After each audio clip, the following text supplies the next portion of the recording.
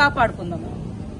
ఈరోజు అందుకనే రొయ్యూరులో ఏదో ప్రయత్నం చేస్తే వాళ్ళ ఇళ్ల స్థలాల కోసం వాళ్ళు అక్కడికి వచ్చారు కాబట్టి ఇళ్ల స్థలాలది అది ఇస్తామని మేము చెప్పడం జరిగింది. దాన్ని కొంతమంది ఆ లేఖను ఇష్టానుసారంగా ఒక ఆడ మనిషిని కూడా చూడకుండా ఒక పేపర్ వాళ్ళు అయితే సిగ్గు లేదా అది ఇది అని అన్నారని వార్నింగ్ ఇచ్చిరని.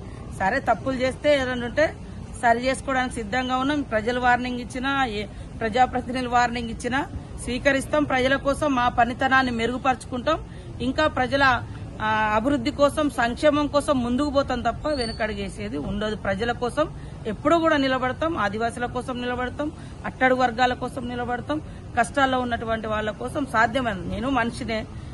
గతంలో నేను ఆదిలాబాద్ ఇన్ఛార్జిగా ఉన్నా కాబట్టి అక్కడ కూడా అనేక సార్లు పారిశుద్ధ్య సమస్యలు వచ్చినప్పుడు చేసినాం. గతంలో బీఆర్ఎస్ గవర్నమెంట్ లో 3 నెలల పిల్లను బయట పెట్టి తల్లులను జైలేసినటువంటి సంఘటన.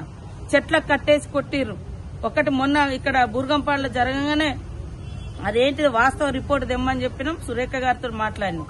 సురేఖ మేడం కూడా రిపోర్ట్ తెప్పిస్తుంది. దాని మీద ఖచ్చితంగా యాక్షన్ తీసుకోమనంటాం.